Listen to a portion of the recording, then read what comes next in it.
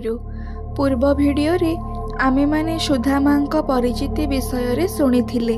आसंतु आजी बनलता माँ किपरि भाबरे गभीर भल पाइबार सहित मानसिक भावे श्री श्री ठाकुर को स्मरण करने संगे संगे ही श्री श्री ठाकुर स्वयं तांको सम्मुखरे उपस्थित होई रहिले सेही दिव्य एवं अद्भुत लीला माधुर्य संबंध रे सुनिबा।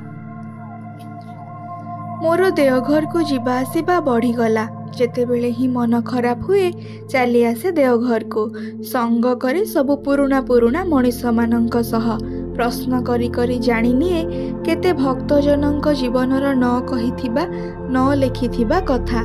तेणु तो आज लेखिबा को बसिछि सेही सबु कथा। आउ एइटा ही मोर जाजन।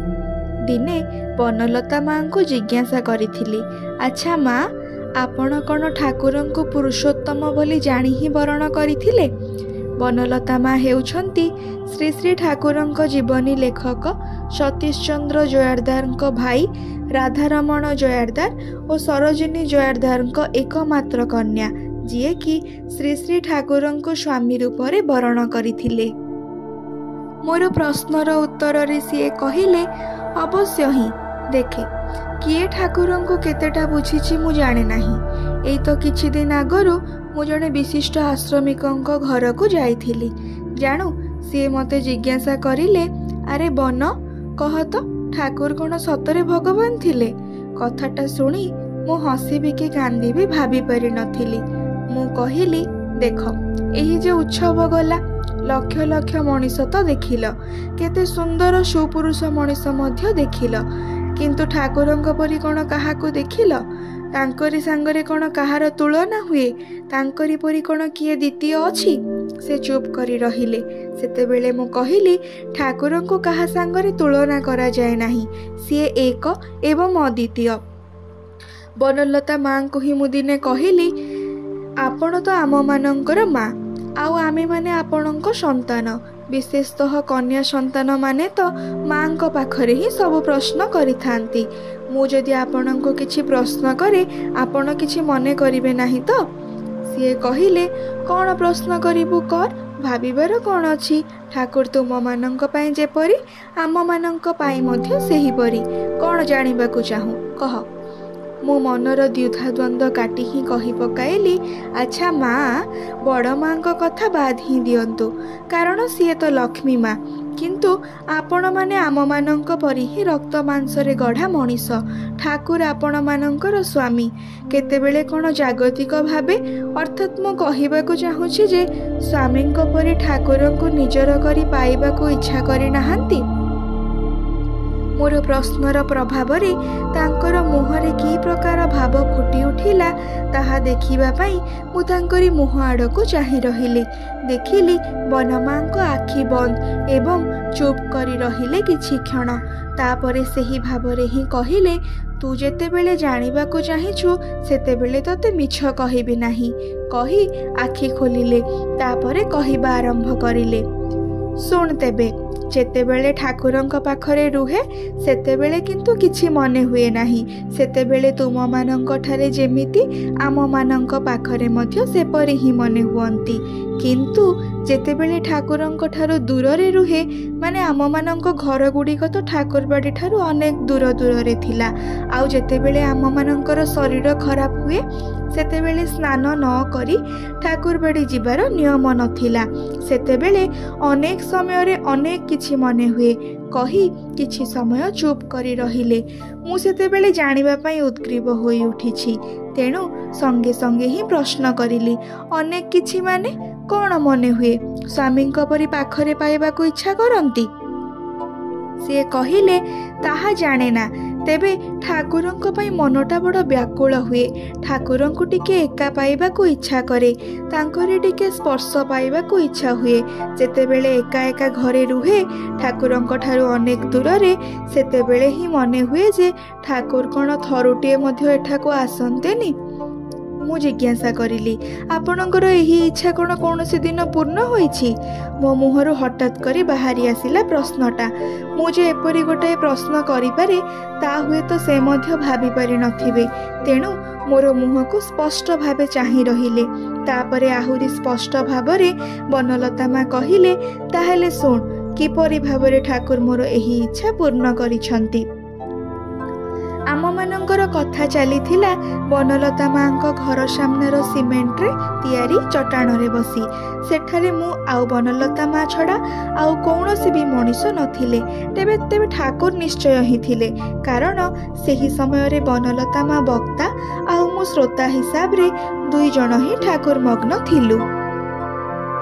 बनलता माँ आरंभ करिले, दिने एही प्रकार ही मोर मनर अवस्था, कारण 5 दिन है ठाकुर को थरुटीए भी दर्शन प्रणाम करिनी।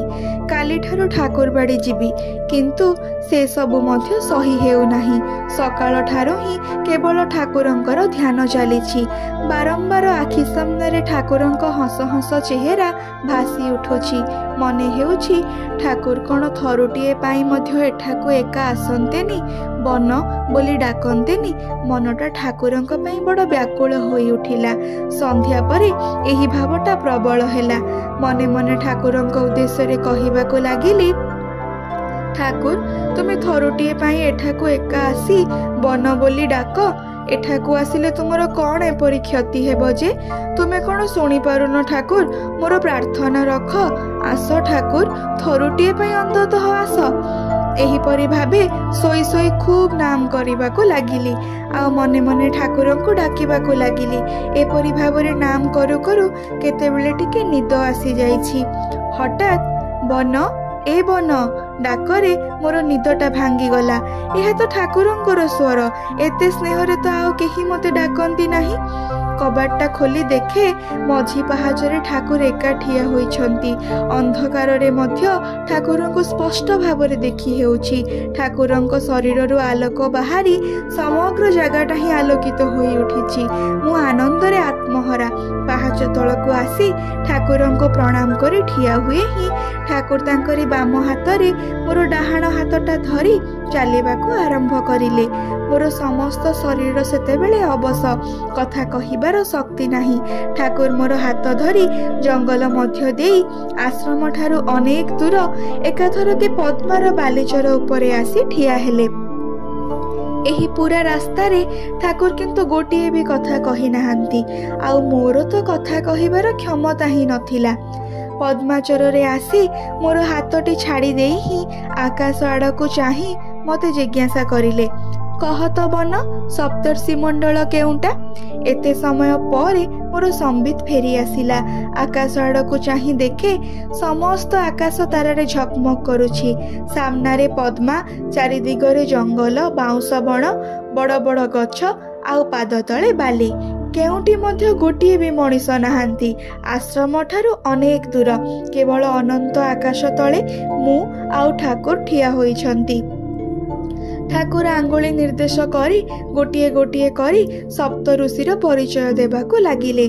टिके दूर रे गोटिए तारा को देखि कहिले, ए देख एइटा वशिष्ठ मुनिर स्त्री अरुंधती।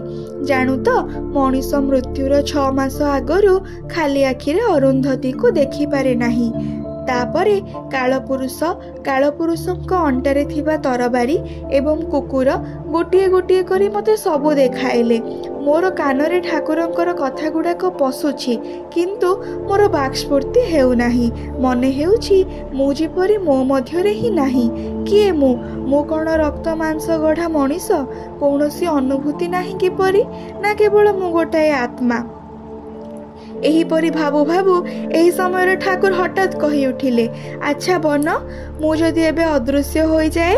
ठाकुरंक ही कथारे मोर चेतना फेरी आसिला। खूब डरी गली। जाने ठाकुर ताहा पारंती। भय पाई ठाकुरंको जाबुड़ी धरी कहिली, ना ठाकुर आपण ताहा करिवे नाही। देखिली मु ठाकुरंको अंटाको जाबुड़ी धरिछि। से केते बड़ होई जाइछंती। भयरे आखि बंद करि पकाइछि। ठाकुर हसी उठिले, कहिले, ए देख पूर्व दिग लाल होई उठुछि। टिके परे ही सूर्य उदय हेबे। चाल तते पहुंचाई दिए। ଏହି ପର୍ଯ୍ୟନ୍ତ କହି ବନଲତା ମା କିଛି ସମୟ ଆଖି ବନ୍ଦ କରି ଚୁପ୍ ହୋଇ ରହିଲେ। ବୋଧହୁଏ ସେହି ଦିନର ସେହି ଦୃଶ୍ୟକୁ କଳ୍ପନା କରୁଥିଲେ। ତାପରେ କହିଲେ, ଏହା ହିଁ ତ ମୋର ଠାକୁରଙ୍କୁ ପାଇବା। କିଛି କ୍ଷଣ ତନ୍ମୟ ରହି ପୁଣି କହିଲେ, ଠାକୁର ଯେ ଅନ୍ତର୍ଯାମୀ ଏହି କଥା ମୋତେ କେହି ଅବିଶ୍ୱାସ କରାଇ ପାରିବେ ନାହିଁ। ଡାକିଲା ପରି ଡାକିଲେ ଯେ ସିଏ ଶୁଣନ୍ତି, ଏହାର ଅନେକ ପ୍ରମାଣ ମୁଁ ସାରା ଜୀବନ ପାଇଛି। ବନଲତା ମାଙ୍କ ପାଖରେ ଆହୁରି ଶୁଣିଲି ଯେ ଦେହ ରକ୍ଷା ପୂର୍ବରୁ ଠାକୁର କେତେବେଳେ ବାହାରକୁ ଆସିଲେ ଆକାଶ ଆଡ଼କୁ ଚାହିଁ ଆଙ୍ଗୁଳି ନିର୍ଦ୍ଦେଶ କରି ପ୍ରାୟ ହିଁ ଜିଜ୍ଞାସା କରନ୍ତି, ଦେଖ ତ ମୁଁ ଠିକ୍ ଦେଖୁଛି କି ନାହିଁ, ଏଇଟା ତ ଅରୁନ୍ଧତୀ ନକ୍ଷତ୍ର ନା କ'ଣ ରେ? ସେତେବେଳେ ବୁଝିନି ଠାକୁର କ'ଣ ଇଙ୍ଗିତ କରୁଛନ୍ତି।